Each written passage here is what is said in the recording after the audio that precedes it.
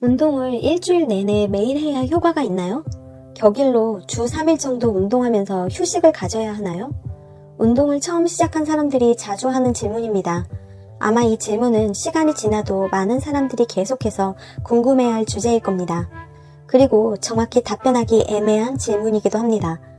각 개인마다 운동을 매일 충분히 할 수 있는 상황이거나 매일 고강도의 운동을 해도 지치지 않는 몸 상태를 가진다면 아마 이런 질문을 하지도 않았을 것입니다. 이 질문을 하는 사람들은 대부분 매일 운동할 시간이나 체력은 부족하지만 몸과 마음의 건강을 위해 꾸준히 운동하고 싶은 사람들이기 때문입니다.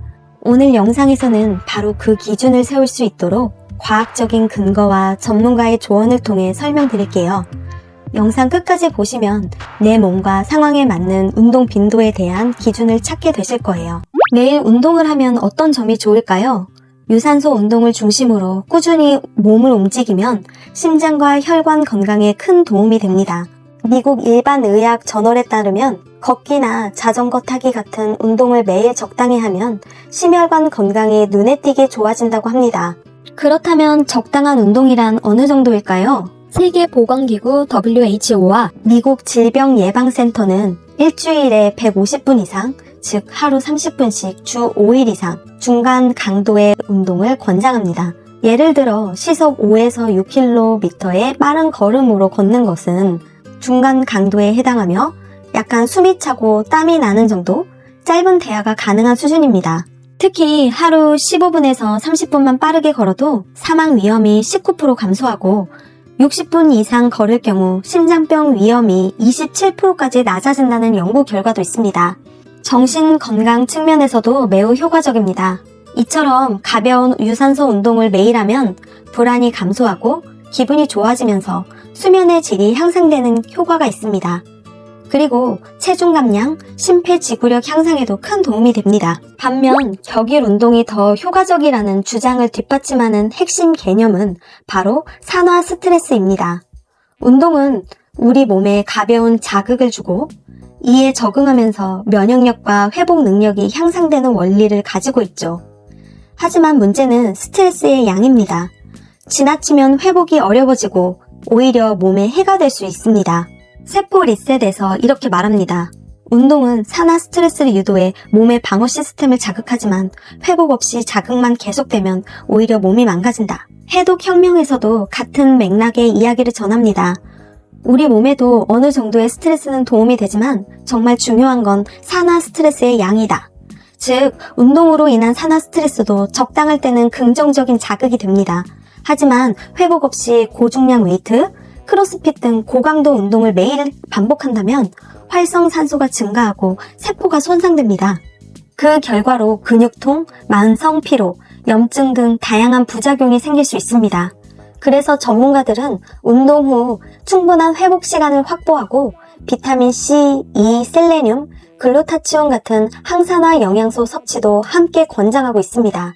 운동은 단순한 자극이 아니라 회복을 포함한 순환이어야 합니다. 그렇다고 매일 운동하는 것이 절대 안 된다는 건 아닙니다.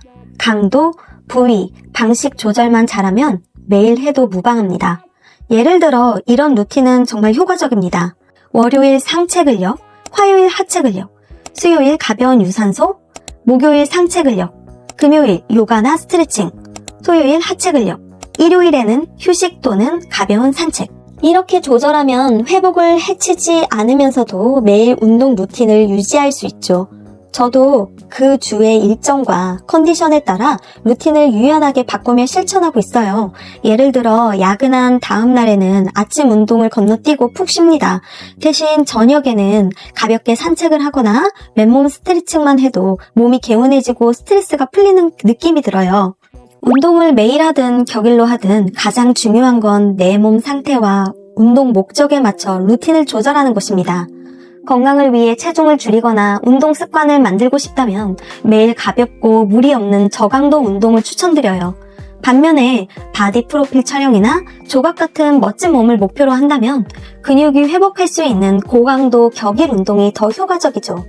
이 영상을 보고 계신 분들은 운동할 시간이 부족하거나 체력적으로 여유가 없는 분들일 거예요. 그래서 매일 고강도 운동을 한다는 건 현실적으로 쉽지 않죠.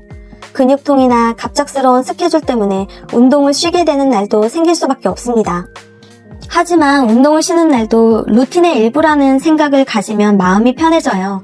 오늘 못한다고 해서 실패가 아니라 지금은 회복 중인 것일 뿐입니다. 결국 중요한 건 반복되는 일상 속에서도 몸을 꾸준히 움직이는 습관을 유지하는 것, 그리고 내 몸이 보내는 신호를 잘 듣는 것이라고 생각해요. 운동은 이번 달만 잘한다고 끝나는 게 아니라 올해도 내년도 10년 후에도 이어져야 할 삶의 루틴이니까요. 포기하지 않는 루틴, 멈추지 않는 흐름, 그게 진짜 꾸준함이고 진짜 건강입니다. 오늘 영상이 여러분이 운동 루틴을 만들고 유지하는데 현실적인 기준과 자신감을 드릴 수 있었길 바랍니다.